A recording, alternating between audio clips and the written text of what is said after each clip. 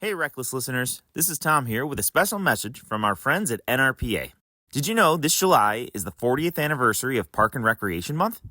We are proud to join the National Recreation and Park Association and park and recreation professionals everywhere in celebration of one of our favorite months.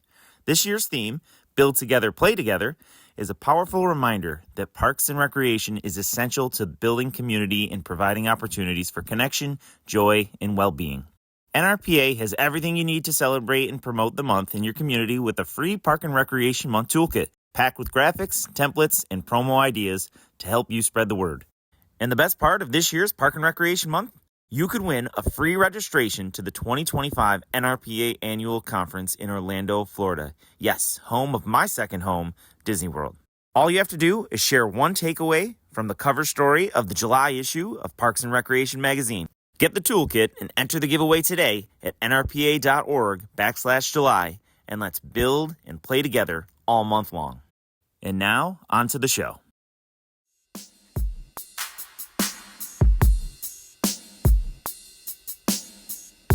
Welcome to Season 4 of RecLess, the podcast expanding your knowledge and making you smarter about the field of parks and recreation. Your hosts are Shane Mize, Jay Tryon, and Tom Venniro, three career-long friends from around the country, bringing insights, industry stories, and a surprise guest each episode. Thanks for swinging by. We're glad you're here. This is RecLess. All right, are we ready to get started, guys? Let's do it. All right, well, welcome. Yeah, just go ahead and get started when we're ready. Yeah. I love it whenever you do this business. Welcome to RecLess. This is Season 4, Episode 78, and this is 18 for this season. This is our Season 4 wrap-up. I'm Hannah Mize. I'm the editor and producer of RecLess, and I'm joined today by Shane Mize, Tom Venniro, and Jay Tryon. Welcome, guys. Hey, Hannah. So Hey, you're Hannah. not even safe from Shane's shenanigans, despite being our editor, who we need to keep happy, and his wife.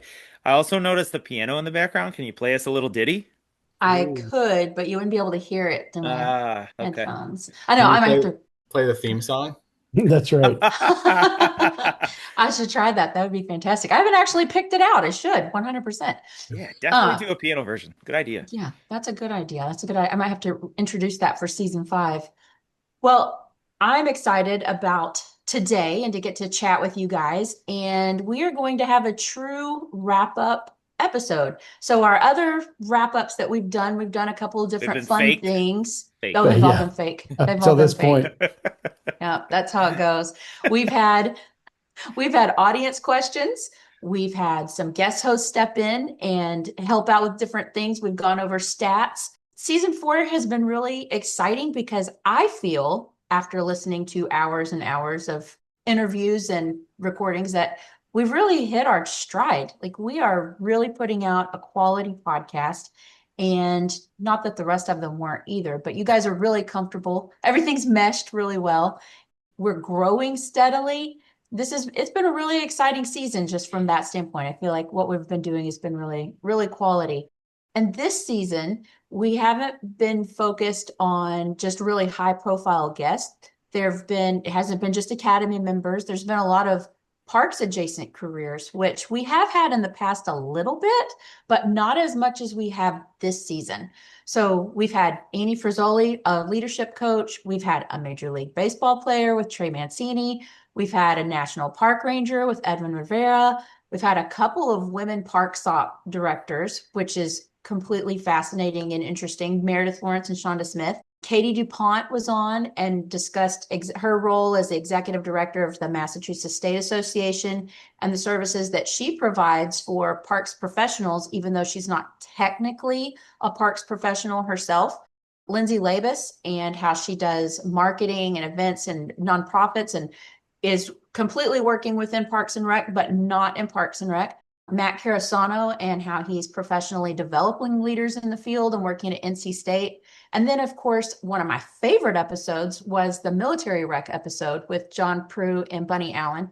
And I'm not going to lie, after we finished that episode, I actually looked through all of the career listings and tried to get Shane to go ahead and apply for Italy, because I was like, oh, we need to go right now. So In addition to that, we've had a usual lineup of just powerhouse people.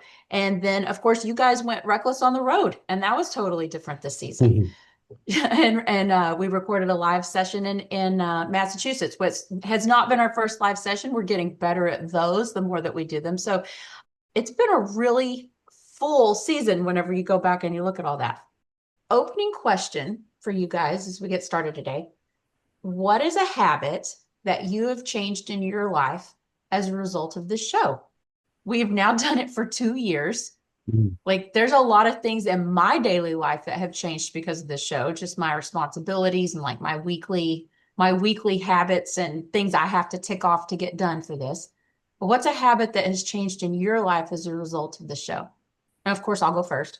One of the things that I feel like I have really changed is giving people in my life their flowers whenever I see them. I think that that's one of my favorite things about this show is whenever you guys talk to all these different people that we've had on, you're usually seeing them for like maybe one time for the year, or you're seeing them one time and then you see them again at conference, and that's always a different situation. But to be able to tell them how much you appreciate them or something that you really like about them or how much they mean to you. And I have definitely done that in my life, that whenever I see people that I really cherish or that I appreciate, I make sure to tell them that whenever I see them. And that's not something I think I'm ever going to change either.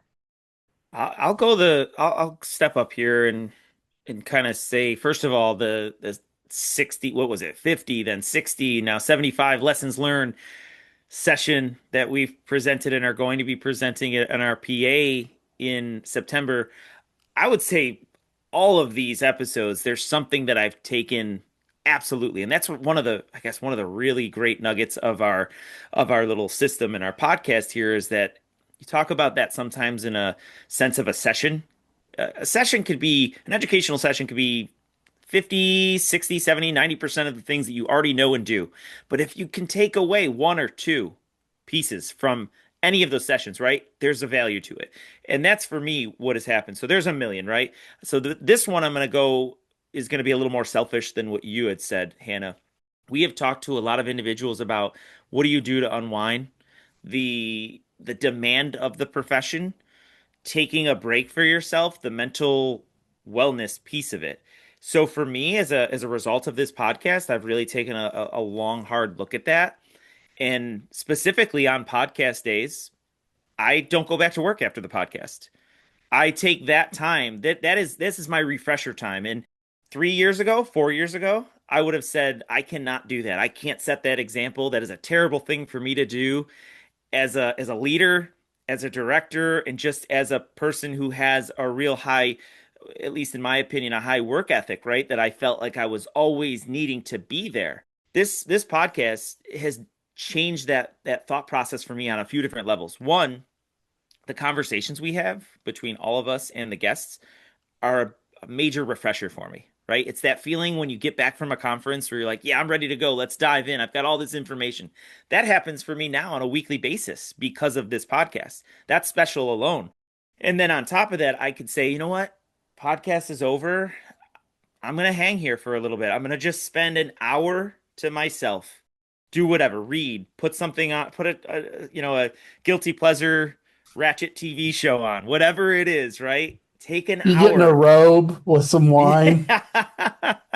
But in reality, I never used to do that, guys. It felt like I never had any time for myself. So yeah, on the mental health side, or the own well-being of myself, this show has really helped me. It's really allowed me to adopt some habits that I would have never really participated or practiced several years ago.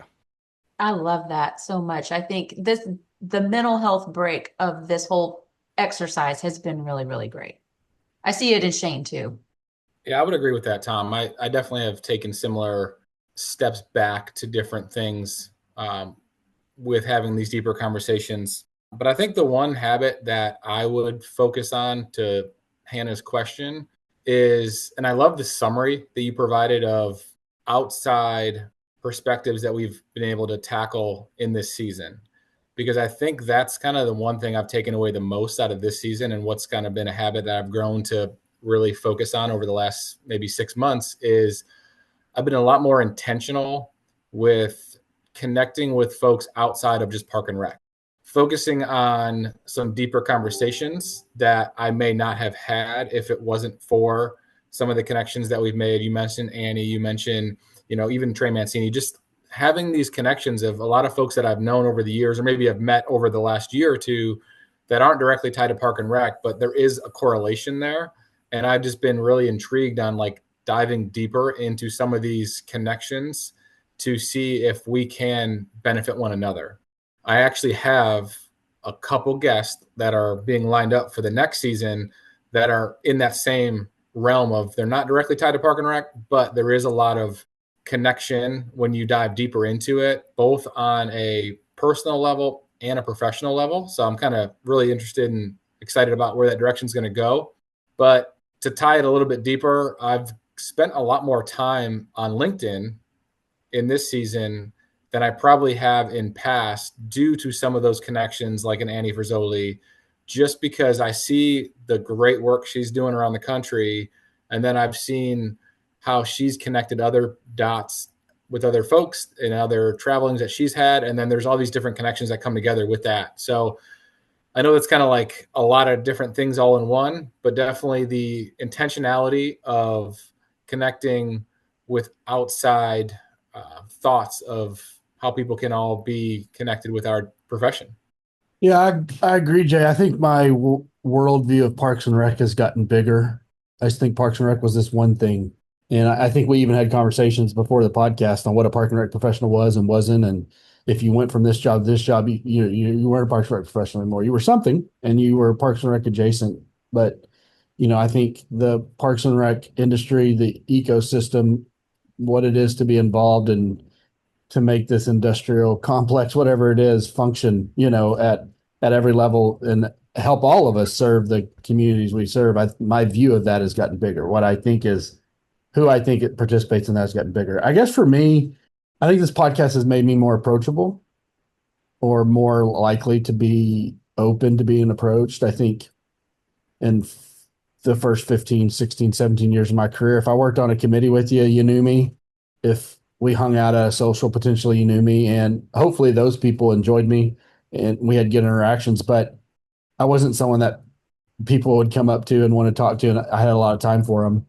But Hannah sent this RecLess at a glance thing, and we've damn near had 34,000 downloads of our podcast. People listen to it, people enjoy it, people want to hear it. And I have, over the last 4 years, have just had to be more open to people walking up in the most random of locations and saying, "Hey, I listened to your podcast, thanks," or "I really enjoy the show and I just wanted to pop in and say that." Like at a regional conference in the state of Texas, someone I've never met before came up to me from a neighboring town, and she waited to just pop in and say, "Just want to say I love your show." And I think at first we did this for, obviously, and still do at times for selfish reasons, and didn't necessarily think there would be a huge impact. And I wouldn't say the Kelsey brothers aren't looking over their shoulder at us as far as podcast rankings or whoever. Joe Rogan doesn't have us on his radar yet as an up and coming threat to their system or anything. But we have seemed to have a real impact on the people who have enjoyed us. And that's been really cool. And I've gotten better at just enjoying hearing those conversations and seeing the impact that we've had. I know we've talked probably a lot about that offline, but not as much on episodes of random emails, random text messages, random messages on LinkedIn, running into someone at a conference and just saying, "Hey, I love the podcast," or "I liked this episode because XYZ." And I don't think any of us really expected that when we started this, nor was it the intention of why we started it. Man, does it feel good though. It's incredible how awesome it feels too. We haven't talked about that much either. It's so incredible when we get those things. Yeah. And, we have talked a lot about how the daily grind of this job and this profession can be tough, and long hours, long days.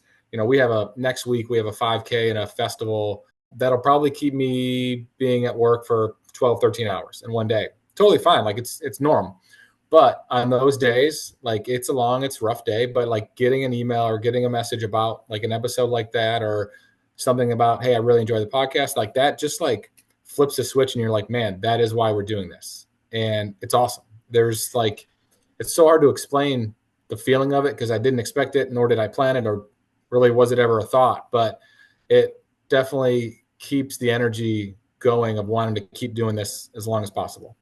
Yeah. Yeah. Adding to that really quick, when we went to Oklahoma and Massachusetts, having just the general individuals who listen reach out and mention you or tag you on LinkedIn and then starting a relationship some way or another. Kyle Marks and some other individuals in Oklahoma. And Kyle was listening before we got to Oklahoma, but then we had started a kind of almost like a pen pal-ish, email Mhm. back and forth with some conversations. And it's great. That's kind of what we really love about the conference experience, right? So it's almost like the conference experience that we have with the connections and networking has become a regularity, right? It's just derived from this show that we almost have that connection that is organically, I don't know that we expected that, organically came from here. So that's really cool. That's really special because that's something I enjoy about that piece of what we do is the networking. Jay boycotted Oklahoma, so That's right. he is anti-Oklahoma. So Yes. unfortunately, he didn't establish those relationships. And Kyle is awesome. He's got we've mentioned this before, but he must dabble in design just like Shane dabbles in design, and he created Shane some really cool Pflugerville monster themed designs for a shirt.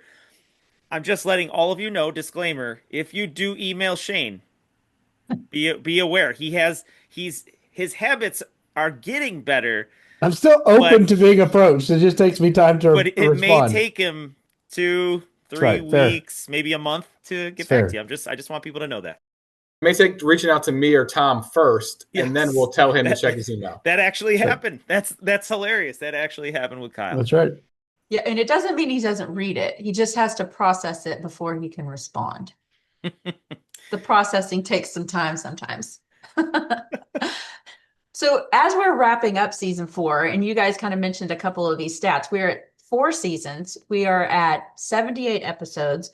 Like Shane said, we've had 33,500 downloads. We average 500 listens per show. We've got subscribers across YouTube, Spotify, Apple, Facebook, Instagram, and LinkedIn. We've created a little community, and it's been really, really fun and exciting to put these out and to watch the numbers grow every week. I'm on the backside of it, so I get to see a lot of that. But as we wrap up season 4, something that's really hit me this season is whether we like it or not, we are podcasters. Remember, Tom, at one point you were a little frustrated and you said, I am not a podcaster. I'm a Parks and Rec professional. That's It was kind right. of funny. Yep, that was a funny day. Not so funny, but funny, haha, looking back on it now. We are podcasters, and we are playing in this sandbox of a culture that has content creators. And we, as our own little content creators, are also content creators that have a full-time job with full-time demands and kids and all the other stuff that goes into just living A full life. life, not just a job, a full life. Yeah. Yes. And sometimes that's hard. I feel that on this end of, at the same time that we have all these demands, we also are putting out this product where people do expect to interact with it in a bit in the same way that they interact with other content, where there's different things coming out all the time. And, that's kind of expected of us to a certain extent. So it's a fine line to balance of, we have this passion project, but at the same time, it has also entered into the realm of, we are out here with other podcasters. So with that kind of framework, looking back on where we started 2 years ago, a long time ago, season 1, we didn't know if this was going to take off or go anywhere. We released on YouTube only, like we were winging it. What would you do differently as we started out? I know we're in the Wow. presence of 2 that never have any regrets. No regrets. But is there something that you would change? Like, looking back on it, would we have changed maybe the strategy of the status of some of the guests that we had on? I mean, we came out of the gate with just huge heavy hitters. I've thought about this a couple different ways. Would we have gone in a different direction? Like, is there something that you would have changed, kind of looking back on where we started and where we've ended up, our trajectory? Yeah, probably a different co-host. Hmm. Um, other than no, Yep. Which one? Agree. yeah, Or both? I'm not allowed to say. Don't fuck with Beyonce. Hashtag Earmuffs Rooney. Gosh. I'll go. I think I'd have done this sooner. To know that we were 2 years in and 4 seasons in, we could have probably had done this even maybe a year or a year and a half earlier. If the idea of SmartList was out sooner and COVID had happened when it was, and all of us were at times sitting on our hands anyways, we probably could have the model, the wheel was already there. We weren't recreating a lot. We probably could have tried to do all this sooner. So doing it sooner probably would have been one thing. It is funny when you go back and see the heavy hitters we had in season one, but we've gotten so much better. And I think that happens. If you went and listened to Smartless's first podcast, or, once again, Joe Rogan's first podcast, whoever podcast you listen to, if you get to their first one and they're 500, I'm sure they've improved over time. But I think I would have gotten us, I would have suggested us doing the Spotify, LinkedIn, Apple stuff earlier too. The other platforms, because I think that a lot of people were asking us for that, and we didn't think that would be a big deal. And then when it did, that kind of was the first big wave of audience boost we saw. So I'd have done some things earlier. I don't know if I'd have done things differently though. Yeah, that's the first thing that came to my mind, was just being able to offer different platforms earlier. Obviously, the YouTube was the easiest just from an upload perspective, and there isn't much to it. But I think that's when we started getting a lot more feedback and excitement from folks when it hit the Spotify's and the other platforms that people are already listening to. Because I don't know that many people are already going to YouTube for weekly content, other than maybe shorts here and there, but not necessarily podcasts. So that's definitely the first thing I would say. I think you guys said a lot on the technical side of it, and I would agree with both of you there. I also believe this isn't one of my rules, but I do believe that things happen for a reason. I do have that faith where there's a certain chain of events, the butterfly effect, all of these things, right? That every action has a equal impact, right? And so for me, I don't know that I would change anything in terms of timeline. I think it happened the way it was supposed to and when it was supposed to and the way that we went about it even. We did what we did. We researched on our own. We didn't really go out and seek too much outside help, right? It was, hey Yeah. Google, what are we doing? And Google spit some things out, right? And then everything organically happened. It was I'm proud as hell of what we did, right? And the team effort, right? That's incredible. Think about all of the beginning steps that we took, right? With the tech side and Hannah Mm-hmm. taking care of all of that. The editing. Did any of you, Shane or Jay, think about editing? Because I didn't. No, I was just going to record them and put them up live. I was like, Honestly, okay, just could've- we're just talking, right? That's all we're doing, right? Just like we're doing right now. So that piece of it, creating everybody having a hand in it, whether it was email or Zoom or LinkedIn, and then of course eventually social media, all of these things kind of just followed naturally to me, right? And now we're even progressing differently to a point where we're at a sponsorship level, right? That's what we're offering out. So all of yeah. these things seem to flow to what we can handle. I almost would go and compare it to our jobs when we either come up with an idea that we've never done before, or we see what, and this happens in the podcast, we see what others are doing and we say, how can I emulate that? I know it's got to fit my community. It's not going to be the same.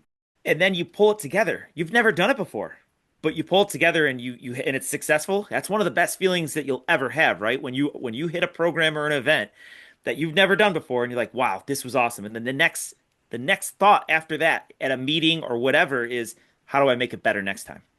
And that's what we've done so well, in my opinion, with this podcast is start off from day one or conversation one. And then the next we conquered or learned. And then we said, how do we make it better? How are we going to level up? How are we going to plus? That's the Disney, that's the Savannah Bananas model. I believe we've definitely really taken that on, and that We're approach is Disney? I think we're the Disney of Damn. recreation and parks podcast, of course. So that's my cop out answer. And if I really were to answer with something of what I would change, I wish that I personally would have felt as comfortable in the style that we are now in season 4, maybe season 3, right? Season 1, there was a little rigidity on my end, and the balance of, is this professional? Is this a hobby? Is this a personal conversation I'm having with an individual? That's a balance for me. And maybe I would assume, Jay, we kind of have similar thoughts on that. Shane, you're a different animal. You definitely, there is really no, I don't want to say speak for you, but there's no line for you, right? You're Right. typically the same person at a board meeting Yeah. than you are in a conversation that I'm having with you, right? Right. Whereas me doing a turkey call at home is not going to be the same person at a board meeting. I'm not It doing took you turkey a little calls at a more board meeting. comfortable. Yeah, it took you a little So, bit more time to get yes. comfortable in Yep. this. So that would be for me. That'd be the one thing I could say. I would go back and say, you know what? I'm so comfortable with you guys already. This is more than just part of the job, right? This is passion. This is something we enjoy. I thought of one thing. If I could go back and change anything, I would have gone to Oklahoma just so I don't continue that rise every week. Oh man. That's funny. Oklahoma No, was a good time. you guys traveling has been super fun to watch. We Yeah. we give Jay a hard time, but I wouldn't have been able to fit him in the Bronco. I picked Tom Also up at the true. airport. I only got 2 seats in that thing. You could have taken my car. Strapped Jay but to the yes. roof. I can sit on Tom's lap. There we go. Everybody be cozy. Yeah, well, and you continue the cozy theme that you guys have. Y'all share a hotel room, share the That's right. seats, Bed. cover. There we go. We So fun. So fun. No, I think as far as changing things, I don't know that there's anything that we could necessarily change. We have grown organically, and it has been just a season of figuring things out and winging it. And we've grown at a rate that we could handle. So I think, yeah, it's been really good. I've I think enjoyed this journey. if you explained our business model, and I think we tried it one time to people like Becky and Anthony and others that Anthony, who was great on this episode, on this season, and has been supportive of us, was worried about us. He did not think it would have this type of success because it wasn't something anyone was doing this way in the market. It wasn't very replicable. And so, I think a lot of people from a distance thought, oh, this is a novelty, but it's not going to be around very long. And credit to everyone that's on this call that we've all worked hard, have enjoyed what we got out of it enough to pour into it even more. And people have appreciated it. I think we're fortunate. 100%. I think at the beginning, we probably all didn't realize how much of a commitment it has been. I mean, on my part, yes, because I'm editing and stuff, but you guys too, y'all have to schedule and reach out and carve out time every single week to make sure that we have something to record and something that I have to edit. So yeah, it has definitely been a team effort. It's been a really fun journey. With that, the opening questions this season have gotten very, very deep. And it's been fun to listen to a different viewpoint and to get to know you guys at a different level. Also to get to know our guests at a different level with some of these questions that have happened. So what has been your favorite opening question of this season? I can hop in since we were prepped on this one. I'm so well prepared. No, to me, I love the opening questions, right? And that's probably maybe what our guests, who knows, some guests probably skip through that, but I enjoy that, right? And why do I enjoy that so much? Because I really enjoy learning about you all and learning more about myself. We don't have a lot of those conversations all the time with ourselves or with the people around us. So think about that. We're having conversations every week that we might internalize, but we don't ever really share those to someone else. So with that leads to the 3 rules, Shane. That was, we had some deep ones, but the 3 rules, and now obviously we've carried that into some of our guests. So yeah, that was, for me, that was great because we had to really look at ourselves first, right? And that goes back to the working genius. The one part of the working genius, or the aspect that draws me to it the most, is the whole, and not that they made this up, right? This was something they took, but seek to understand before being understood, right? Mm-hmm. And so when I now look at the rules that you all shared, right, I understand a little bit more about you all. And when we have, Hannah, you brought up the I am not a podcaster discussion, right? Well, we had a little behind the scenes tiff because of some of those, hey, we're trying to get better, we're trying to do this and push on. And that caused maybe some differences of opinions, right? Growth We'll leave it happened there. there. Yes, Yeah. growth did happen. So we had to have some tough conversations. Knowing those three rules, though, right? That adds perspective for me to understand a little bit about where you're coming from, right? I look at Shane, right, and think about this podcast. Don't be afraid to plant your flag. That's exactly what we did. So now I understand a little bit more about where you're coming from. That's how you live life. With this podcast, that's really what we're doing, right? And so, you think about these things that I've learned about all of you and Jay prioritizing what matters most, right? That's helped me understand Jay, right? From a perspective of think about that from working together. If there's something that comes up and we have this, and this, and we want something out of the other individual on our team, it's important to know that, right? Like Jay, you do such a great job of prioritizing your family and the people around you, right? And not pushing them aside. And I know we've all said we want to be better at that. But that takes precedent now over this podcast. And that's something that's important for us to understand, Mhm. about each other. So for me, I think that was definitely one of the best opening questions, and looking at what we were able to share and then obviously get more out of other people. We've gotten people thinking about it. One on Hannah, on your three rules post, I don't know if anybody noticed this, but Gabby Vera posted her three rules, which is kind of cool, right? So not a guest, not someone that we had asked the question of necessarily, but people are thinking about it. So in addition to us learning about each other, it got people to learn about themselves as well. Love that.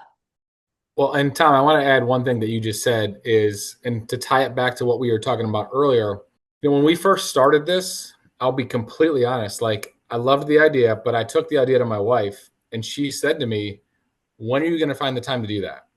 Just because life is busy and there is always things that are pulling us in different directions, both, in work and outside of work. And then Tom, to what you just said about the prioritization of my family, that's obviously always been a focus, or needs to be more of a focus now than ever, just because we're taking on more. But it's been really neat to have the conversations with her about the podcast, because she's seeing comments and she sees things, and she actually saw the facts that you put together, Hannah, and then she shared it last night on her social media. That's cool. Like I didn't tell her to do that. She's like, "Hey, can I share that?" And I'm like, "Sure, go for it." And like she put it in her Instagram story or Facebook story, whatever it was. Awesome. And I haven't talked to her today. She's at work, and I'm curious, maybe like someone saw it that didn't know that we even had this. So who knows where that'll go, which is totally not related to the question you asked, but I just wanted to add that from what you just said, That's Tom. cool. I should have went first, because the one that I wanted to highlight was the three rules. So kudos to you, Tom, for just like saying, I'm going to go first, because that was definitely my favorite question of the season. But because you talked about that, I'm going to take it in a different direction and go. There was a couple of different questions about community partnerships, how we value those and what those mean to us, both for our department and maybe for us personally or professionally. I kind of touched on it a little bit earlier when I was talking about the intentionality of connecting more with people that are not directly in our profession. And I think that's so important from the partnership level, because, we can't do what we're doing on the same impact level if it wasn't for so many of the partnerships that we have in our communities that we serve. So I think if there's anyone that's listening to this and there's people that are looking to expand on what they can offer or need help, and I know we actually talked about this briefly this week when Shane, Tom, and I were, part of the Rec Club, which is part of the YPN. Like there was a question about kind of balancing that responsibility within your job, but not having enough staff to manage the growth. And we mentioned partnerships and we talked about that. So I think that needs to be at the forefront of a lot of conversations, because there's so many partnerships that I've been involved in, both in my current role and in previous roles, that if we didn't have that, we wouldn't have had the success that we're having. So I would urge others that are listening to this to just dive into that and see what you can do. Right now, we've had some emails from families and parents in our communities that are asking us to put put fences around our playgrounds, because we have some children that might have autism that are runners. Mhm. So rather than just jump and just do that at every single playground, because it doesn't make sense at every playground, we're having a stakeholders meeting, and we've reached out to 4 or 5 different organizations that focus on working with community members with special needs. And it may be Autism Speaks, it may be the Kennedy Foundation. There's different groups in our region that we work with. And these stakeholder meetings are going to lead to other conversations of things that we probably wouldn't have thought of or wouldn't implement, whether it's a program, whether it's a way we approach something, if we didn't have these partnerships. So there's a lot of things that we can learn and develop by just going out to our community members and asking for assistance and knowledge on, because we can't be the subject matter expert in everything. That's really cool to see that y'all are doing that, Jay. And the challenge will probably be building something that looks like you're not trying to prevent people from getting into it. Yeah. But prevent, whether it's not fencing, it's limestone blocks or something that's a barrier, but it's not a barrier to entry as much as it is a deterrent to leave. Be fascinated to hear how that progress goes. I mean, I thought the 3 simple rules is something Hannah and I connected with immediately. In fact, I'm very fortunate to get to eat lunch with Hannah most days. I come home, I work around the corner, and she works from the house. And we don't have time to, once we cook the steak or whatever, we don't have time to do a lot, but we have time to sit down together and watch a 15-minute episode of that Simple Rules podcast. I'll put YouTube on TV and we'll watch 1 or maybe even 2 and just pause and talk and say, oh, wow, that's real insightful or whatever. So that would obviously be my pick as well. But I really enjoyed the one that we had with Shonda Smith, with just what if you could flip a switch, what would change? I thought I found out things about both of y'all that I don't think I completely knew, as well. So I think I think you're right. The interesting thing about these opening questions, even as close as we were, you would never sit at a bar and just look at someone and say, "Oh, if you could change something about yourself." What would, you know what I mean? Like, that's just not the conversations that happen. So we've definitely gotten to know each other even better. Although there might be some real honesty if you have a couple, little bit of liquid courage in you. I guess Some Disney uncensored. Springs is going to That's go. right. Let's get wild. going. I love it. On a completely silly note, the Valentine's Day episode where you guys were talking about your Valentine's Day plans, and Jay, where you guys went to dance lessons. Did you guys ever? Did you cash in on that? How did the dance lessons go? We did go dancing, and it was a lot more fun than I was anticipating. I'll say, like, I hate to dance. I know I said it probably in that episode, but my wife loves it. So I knew she would love it, but I enjoyed it, and we made the best of it, and we'll probably do it again in the near future. Can you teach us now? Brutal. I mean, we don't want to I don't need to be, doing it with you, but can you show us some moves? I was going to say, we've already talked about sharing hotel rooms and sitting on each other's laps, and now you want to take dance lessons with me. I see. That's right. I just want you to teach me. I didn't say I wanted to take them with you. That's right. Oh my gosh, that's so fun. As I've gone through these episodes this year, or over this season, there have been a couple of different questions that have been asked that you guys have mentioned things to other people, and then your interviewees would answer the question. But as we were listening, I was like, I wonder what you guys would say if that question was asked to you.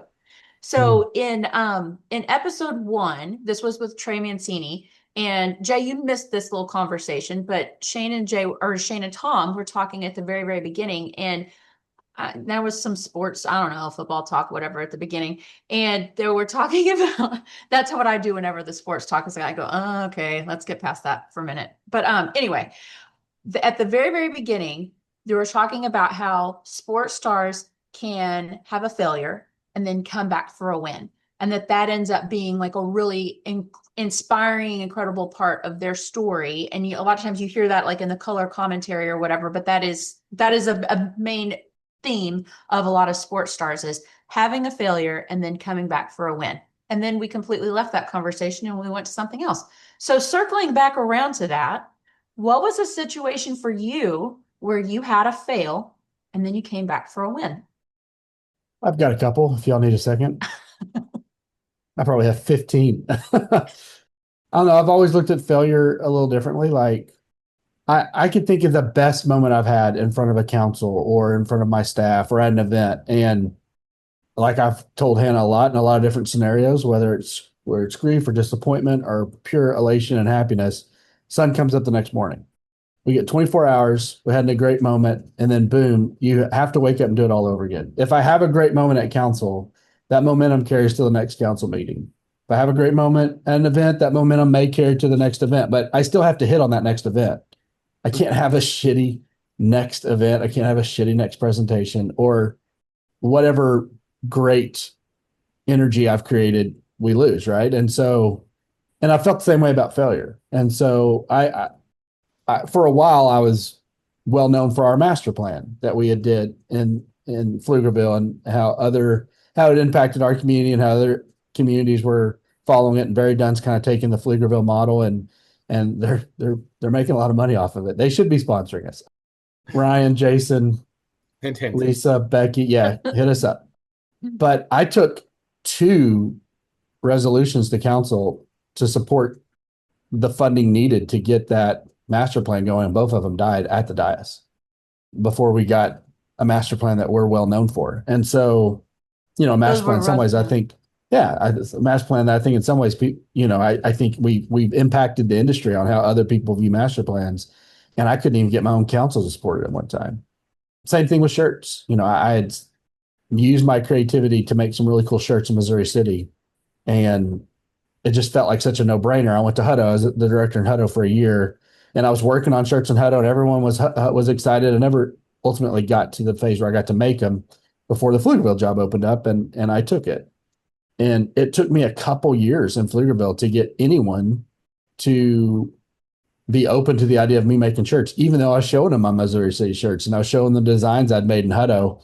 I couldn't get council or leadership support for them. And now they're popular, and Hannah and I are both wearing them, and y'all have Pflugerville shirts, and we're kind of known for our shirts, and our council are known for wearing the shirts at state conferences. But it took years for me to get this city to embrace me being able to make some shirts. So, I just constantly look at it like kind of what Stacy said. She said it in a much more elegant way than I did, but I've told Hannah it in the past as well. Like, if council doesn't see it, I'm not mad at council. I'm mad that I didn't project it in such a way that council saw what I was trying to convey. Like, I could do a better job at that. And Stacy basically said, they said no for now. They're going to say yes, which is such an incredible self-esteem or self-confidence in your ability to ultimately win them over. And I love that about Stacy. But I don't necessarily, I understand that when failure happens the next day, I still got to wake up and do it all over again. And if I have success, I still have to wake up every day and do it all over again. It's a learning opportunity for me. And I just try to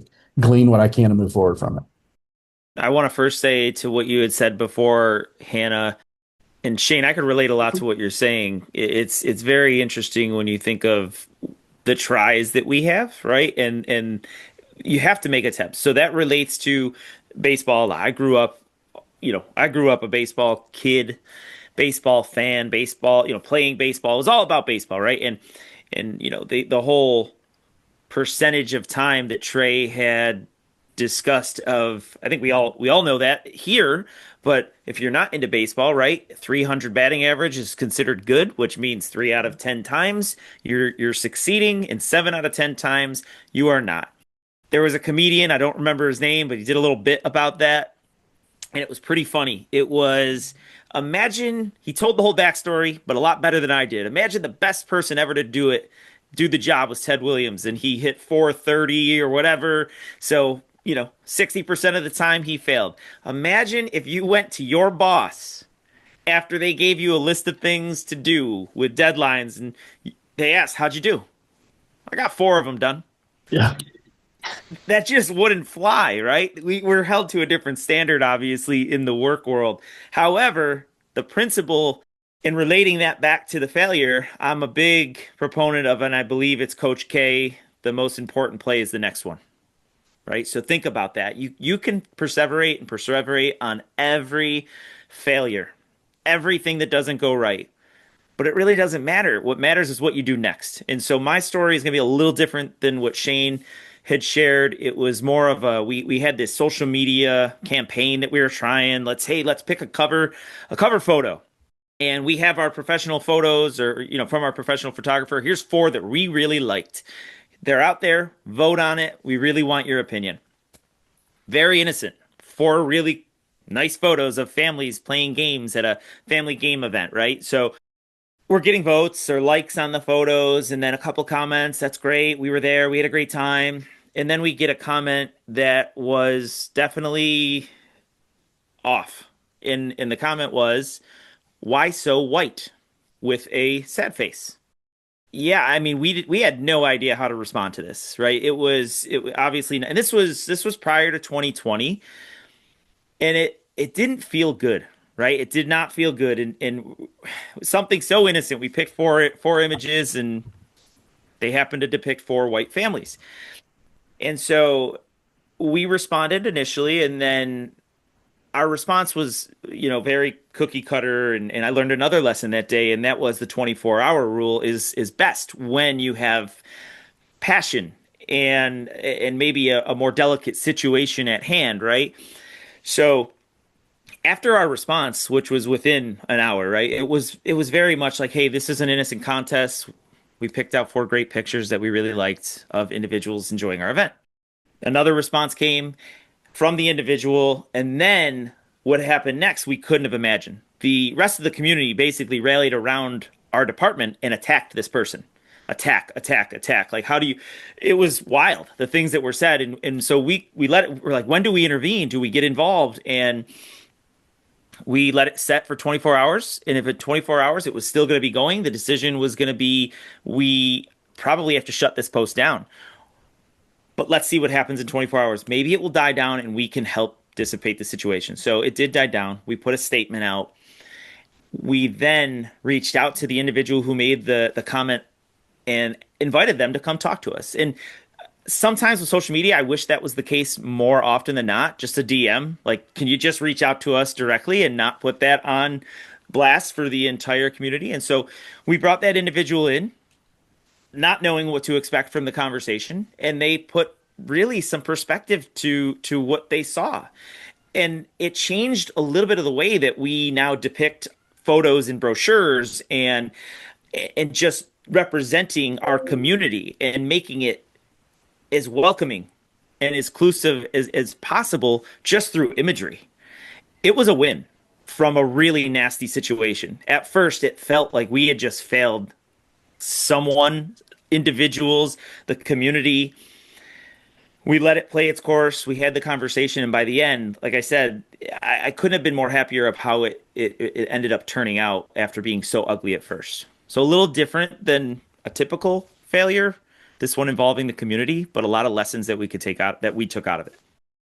Well, and I'm going to go in another direction, but it also does have social media ties to it. And I'm going to apologize if I've already told this story, and I feel like I might have. I know I've talked about it at some presentations I've given, but I also feel like it's fitting because it's a little throwback to give Katie Keller, who was our very first guest, some recognition to this story that I'm going to tell. And it goes back to when I was with an Ian Trail, and we were at our annual tree lighting and go to turn the Christmas tree lights on. Everyone's got a countdown. I mean, the mayor's got the microphone. We're counting down, and 3, 2, 1, we hit the switch, and probably about a third of the lights come on. Okay, so obviously we have probably a couple thousand people at this event. And not everyone had like the clear view of the tree, so may not have been impacted by everyone that saw it. But I'm standing like front row, and Katie's standing front row, and we're all just like looking at each other like, oh my gosh, we checked the lights multiple times. But she's in charge of social media, so she's taking a picture as the lights are coming on, thinking we're going to have this glorious image of us lighting this tree up, and everyone's clapping and cheering and loving it. And obviously it was the opposite. Well, Katie Keller, being the creative, fun person she was, we ended up still posting the picture on social media, and she came up with the genius hashtag throughout the years of being with Indian Trail of using IT for everything. And she posted the picture, and the post was labeled "It Happens." Okay. The post literally for the town of, at the time, 30,000 people went viral. And what was probably a follow rate of maybe having, 6,000 or 7,000 people that followed us on social media rapidly grew because everyone thought it was hilarious, and they were tagging their friends and tagging their family. And then all of a sudden, all these people are following us on social media. So what we looked at as that event was obviously being a failure, quickly turned around to being a massive success with just being creative on social media. And that's what really blew us up on social, of having more followers, which then increased our program numbers, increased our awareness, and everything just blew up from there. So at the moment of the event, it was obviously very upsetting that it just did not go as planned, but it was a quick lesson learned. Is, you want to plan for everything, but with events, you never know what's going to happen. But it was a quick success story on the back end of just really growing social media platforms, and kind of like lends to some of the things I've talked about with failures. And my philosophy on that is, I want staff to fail. I want them to learn from it and grow from it. And that's a true testament of that philosophy. Yeah, I love you that. literally unscrewed the bulbs. You wanted her to fail so bad, right? Well, aside from Jay actually doing that, it's the old life gives you lemons, make lemonade out of it, right? Yeah. And that's We a great did. lesson. One quick addition, because I know we don't have a lot of time. We didn't talk about failures that I think a lot of individuals probably experience, and that's applying for a job and not getting it. And that's happened to me before. I've had that experience before, and it's the same mindset of what's the next play? What's the next move going to be? And going back to what we said, well, things do sometimes tend to happen for a reason, and then you end up in a place that you are meant to be. We have had that conversation with several of our guests, and it's important to understand that you're not going to get every job, and it's okay to fail with those job interviews and learn from them, and ultimately end up where you're meant to be. Absolutely. Moving forward is the best thing that you can do in life. Like Shane says, the sun comes up the next day. Right. You have to keep on trying. You have to do new things. And that is how you turn those fails into wins. I love it. All good stories. On Meredith's episode, this was episode 6. You guys asked her, Jay, you said, what motivates you?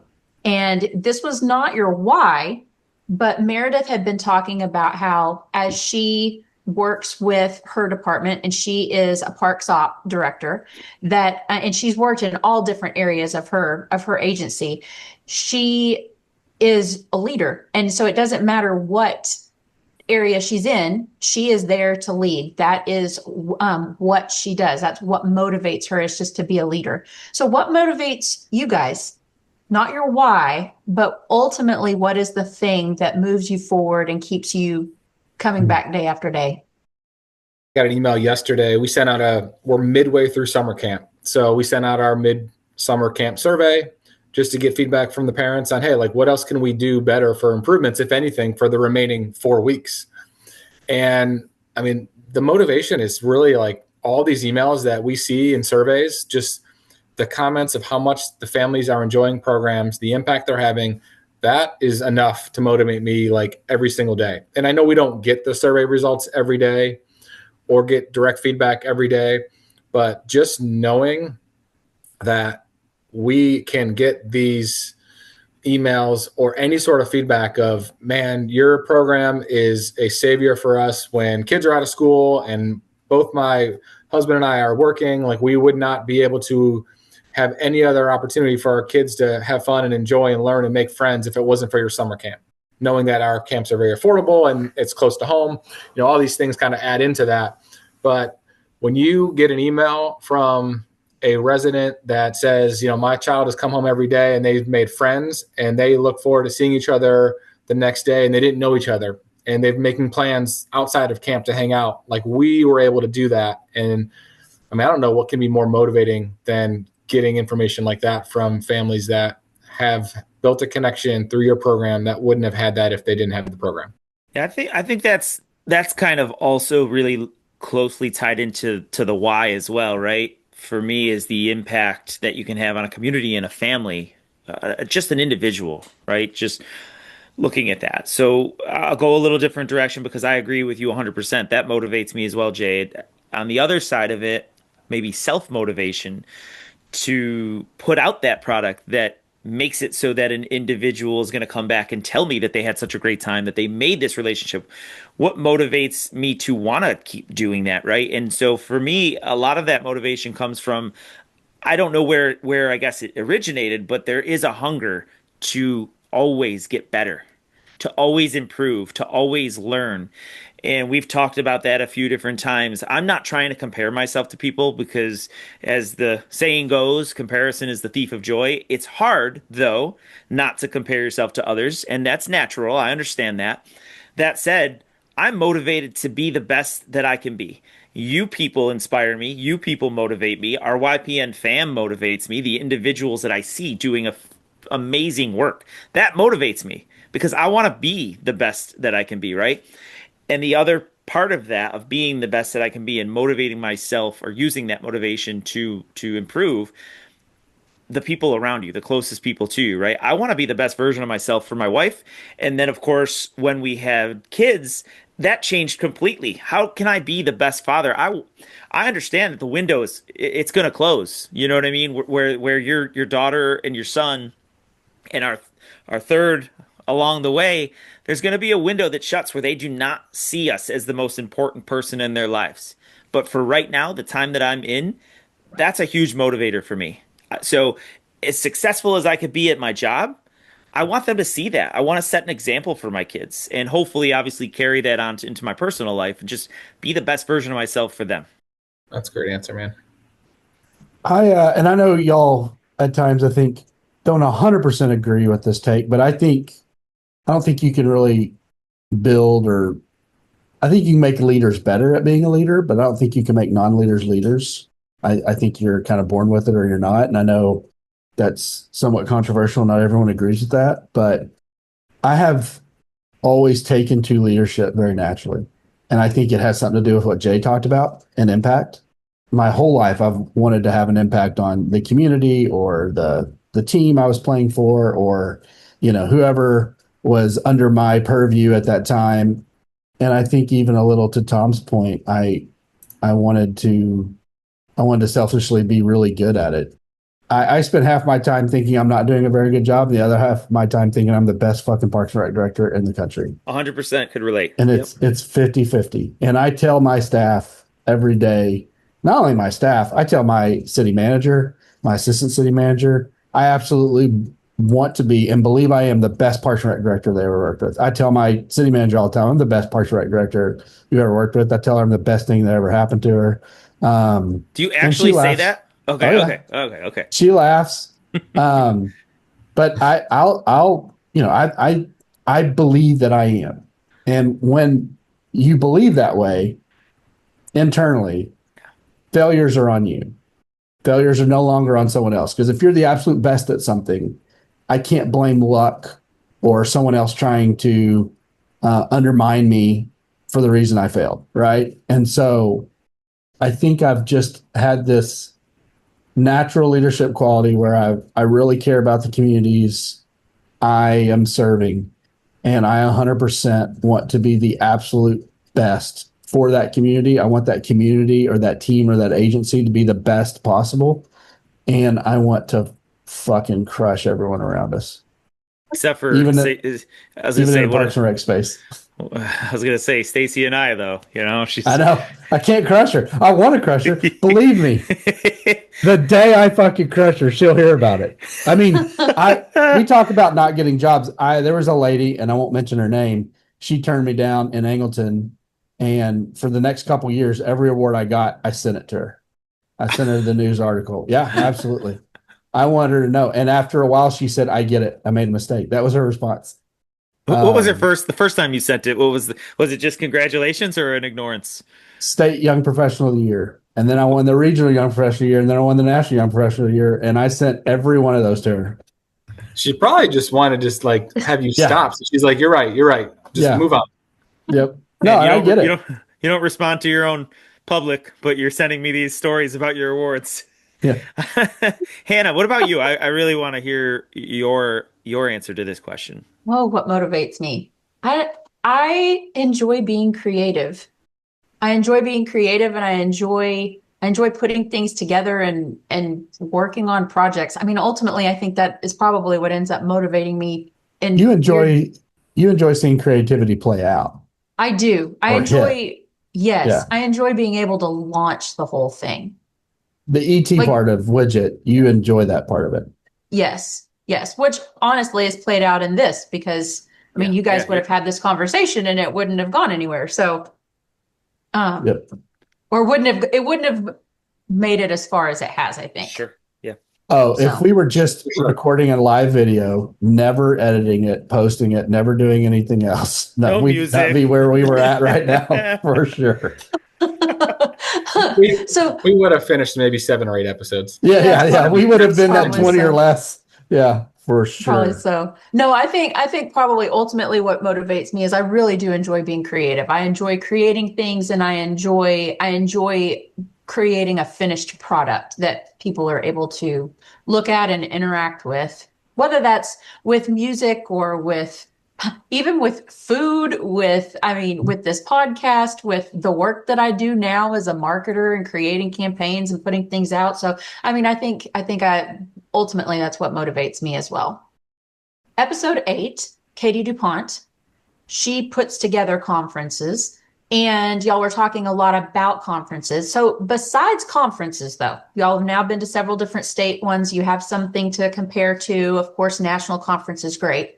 But what do you like to do to stay curious as a learner? I know Shane's answer automatically, but what do you guys like to do to stay curious as a learner besides conferences? Are you talking professionally or personally? Guess it could be either one. I mean, a lot of times what you learn about professionally or personally carries over into your professional and vice versa. Sure.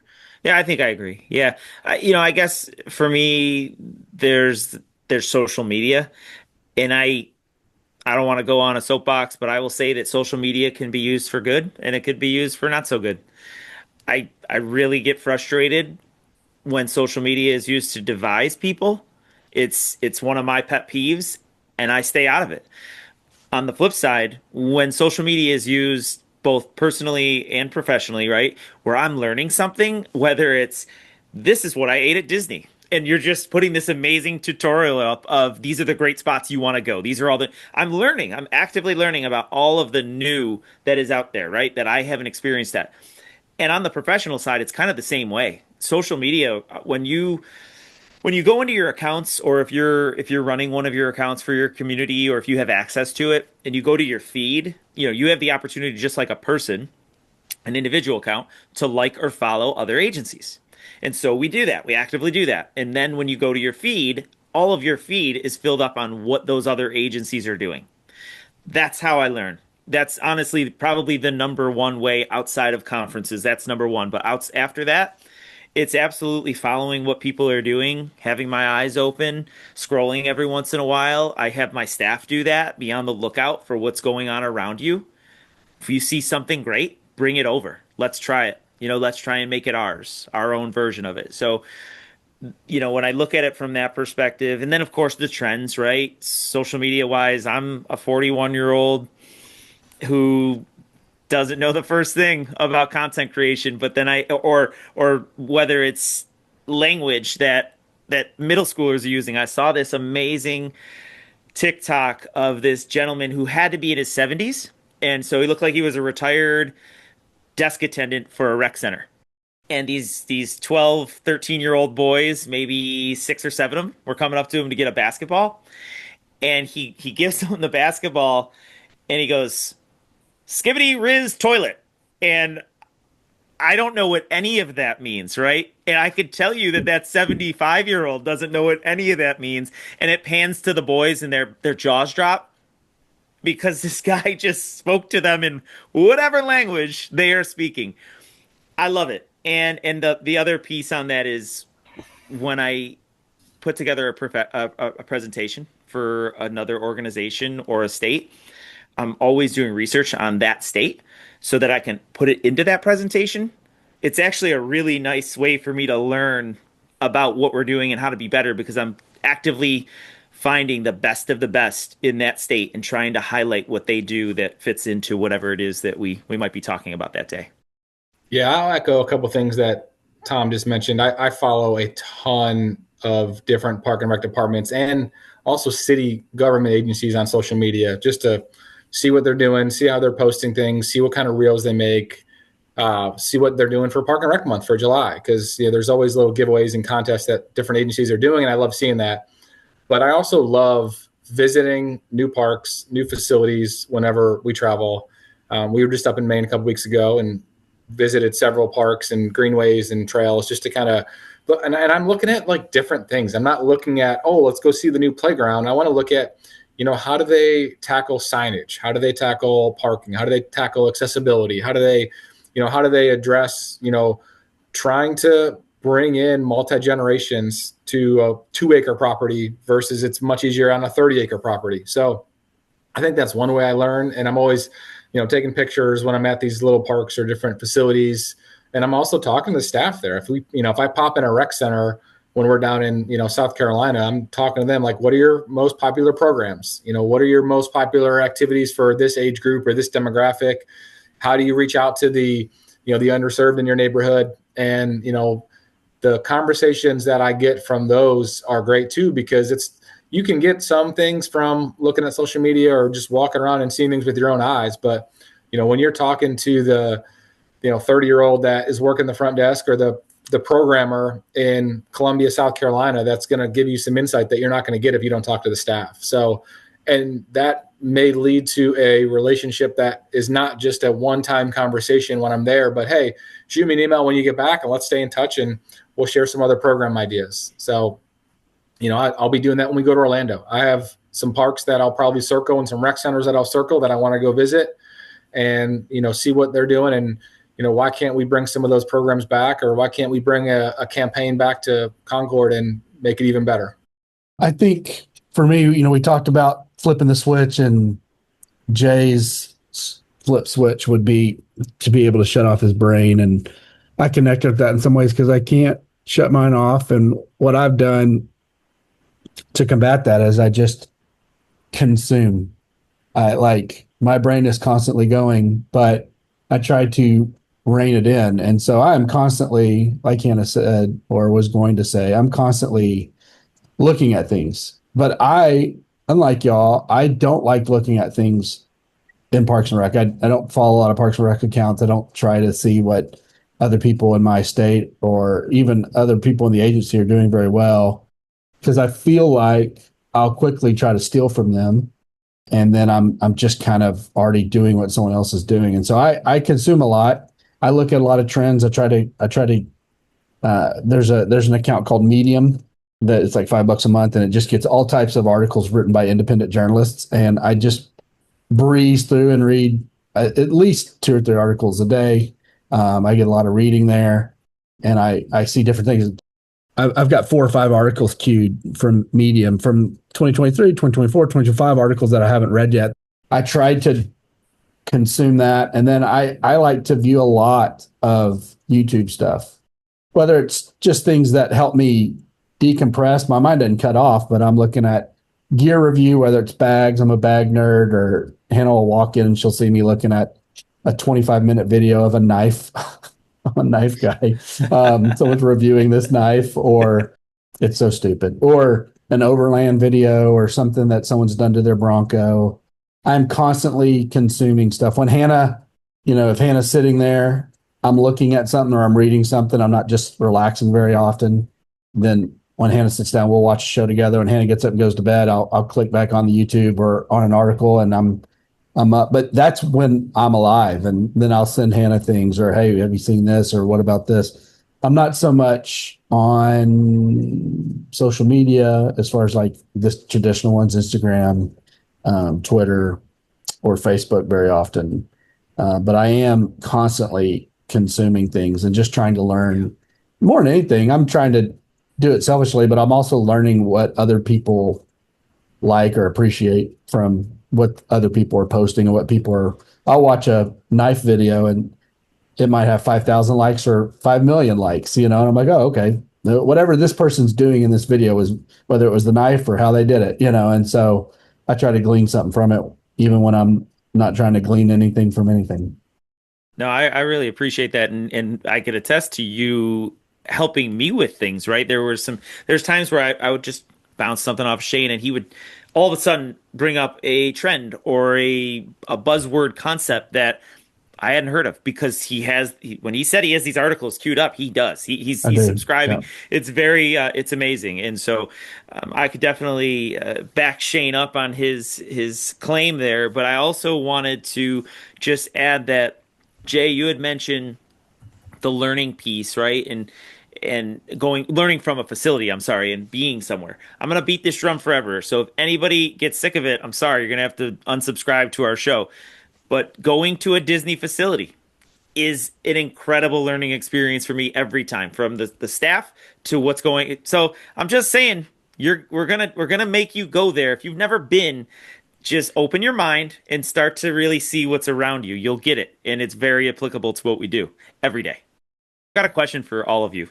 So I'm felt so ridiculous. Rosalind Johnson said Ratchet TV. Do you all, Hannah, you remember the look on our Yes. faces? Do you remember that Yes. look? Mhm. Blank. When I said Skibbity Riz toilet, that's what it felt like. Okay, so now you have a son, Jay, that is what, 13, 14, how old's He's 12, 12? Okay, so he may not even and he says things that that you're I like, what don't- is this? yes, Yeah, Mhm. so I don't think toilet in that term is what we know it to be. Out of those three terms, There's no way you're using that correctly. out of those three, I know no, it's not. Way. I'm not using anything correctly. I'm saying that was what the old gentleman said to those kids to try Yeah, I to don't- relate to them. He didn't say it correctly. He just said the words. So my question to you, the three of you, do either of you or all three of you, any of you know what those three words mean in context of teen talk? The only one I know is Riz.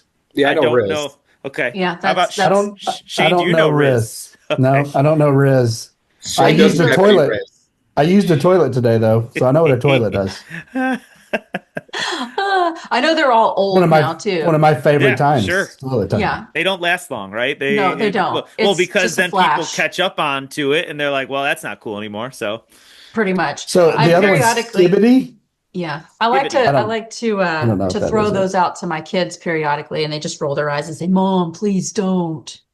It's quite fun, actually. yeah, exactly. If you're a parent of that age group, right? Riz, Shane, because that's the only one I can speak to, is an individual who has charisma. Mm. Mhm. Yeah, saying full words is not cool. It's not cool. It's And I incredible. think whenever you say you have Riz, it's kind of in a sarcastic tone too. It's not like saying, "Oh, congratulations, you have charisma." Oh, well, Shane definitely has Riz then. I'm rizzed out. What's incredible is I will consume stuff and read stuff and articles, but I don't know anything about trends like that. Social media, kid things. I don't know anything I think about. you're fine. They're not going to talk about that with knife videos. No, Nope. no. Yeah, wrong crowd, wrong demographic there, I think. Do we want to break out a knife video? I got a whole cubby of knives here. He does. Got my James Brand. We'll have to Barnes. save that Oh, one for another day as he Beautiful. Look at snaps that. it open. Season Well, 5 wrap up. It's I an know, I integral know. frame lock. Try Okay. bringing that to Lock Disney. shut. See what happens. I don't think it'll work, babe. I don't think you can take that. Well, as we are wrapping up, because we are quickly running out of time, I do have a little bit of rapid fire for us today, just super fast. Oh, So you can just go 1, 2, 3 and just answer it however you want to do it. What is one item that we have to bring to Orlando for a conference? Item? Like and as an a group, anti-Disney shirt. collectively? Well, I don't know. What is one thing that you are going to bring to Orlando for a conference? My appetite. I'm ready to eat. Can I say something I want Shane to bring since he's driving? Disney ears? Yes. Shane, I want you to bring poker chips so we can continue the fun tradition of trying to play poker with the crew. I'll bring poker chips if you carry them around the city. I knew he was going to say that Well, you forgot him one time. I because did. they're heavy and he forgot them on purpose. He said, Jay's not going to play this anyway, and I don't want to have to carry this around. It's true. Shane, what are you going to bring? The Bronco. A fan and a pillow. Jay, are you going to bring a pillow? I will definitely have a pillow pack. That's a no-brainer. Oh, and shameless plug, I'm going to bring my new RecLess shirt because I'm sure that we will have a new RecLess shirt at that point. So Well, we'll everybody see. keep an ear out for that. call. Okay. I know, right? Okay. What was one surprising thing that you learned about each other when you traveled to Mass? I mean, y'all have been together a lot, but what was What's one I mean, surprising thing that you learned One about each other? surprising thing. I have to say the easiest one is I did not realize Shane doesn't understand TSA regulations and that he thinks he can bring drinks through TSA. Full drinks. I truly thought everyone knew that you cannot bring a unopened beverage through TSA. Yeah, that's a good one. I learned two. I'm going to cheat. I learned two. One about Shane, that he brings his own Sherpa sheepskin lamb towels when he travels. He does not use any The other Persian. towels other than his real special. He's got sensitive skin. So That's a great one. I learned that. Absolutely. The other one is, as a group, and I'll leave Shane out of this. So I'll just say, as a pair, Jay and I tend to talk about our conquests when we travel, how we're planning, all that. If you were to ask us today, I thought you might ask us about something on that trip. We were terrible at planning the final day I was so excited about it, having some time with you guys in Boston. The lunch was fine. We had a place we went for lunch, but after, pretty much, actually even leading up to that, it was tough because we went to a couple places that were closed first, then landed on number 3, and then the dinner situation. I was like, my God, what a ending. But not because the food wasn't bad. It was the way that we planned it. It was so bad. Yeah, I agree. We did not do a good job, especially in a great food city as Boston. Yep. I learned that my two co-hosts have, even after 15 years of friendship, a higher expectation for me than I thought. They were constantly disappointed in something I was doing. Jay was disappointed that I hadn't yet looked at the PowerPoint that we were fixing to present, which I would have thought after 15 years he would have known for sure I hadn't looked at it. And Tom was disappointed in the TSA thing. Like, he was shocked that I didn't know that. I think there were other things you were disappointed in as well. Constant cursing, that threw Jay off still, and Tom a little. Which, like, how's that a surprise at this point? Yeah, that's true. That's true. That was a fun trip. I learned that Jay feels that everybody needs to give him a clicker when he's presenting the diva. There was some. I didn't know there. everything would be around alcohol either. Like, Shane, Jay is. I was going to say, I learned a ton about beer. I learned a ton about beer from Jay, specifically from the brewery and at Wegmans. And Shane, you learned about Wegmans. I did. True. I did. Greatest grocery store ever. It was a good trip. I hope that there's more travel in season 5 because you guys really enjoyed that. It was great. Well, as we're wrapping up, is there anything we're looking forward to in the future of this podcast as we finish up season 4? No. I hope that there's more travel for you. It'd be great if I got to come too. Please. I will echo that. I want to travel more and visit some other state conferences with this team. I echo that. And if you wanted to, that's kind of wish list and hope for a definite, though. I'm so excited about the NRPA conference to experience that. We've got the Orlando piece, I know that, but more importantly, having you all there, all the individuals that we've connected with, all the individuals who are excited to maybe talk a little bit about the podcast and meet some of the guests. We experienced that last year, and as we talked about earlier today, leveling up, plussing. We have something cool planned for our gathering and social. It's not official yet, but I am pretty excited about that too. Details to come soon. And I'll just say I'm excited that we're going to have sponsors, I hope, sponsor all the shit we're trying to do. Please give us money. Sponsor the language. Hashtag earmuffs for me. Hashtag free Monster energy drinks. That's right. All the good things. Well, guys, thanks so much for taking the time to do this today and to review our season 4. And until next time, we'll see all you guys later. Thanks, Hannah. Had a good time. Thanks, everyone. This episode of RecLess wouldn't have been possible without the support of our agencies and our better halves, Melissa Salatino, Lindsay Tryon, and our executive producer, Hannah Mize.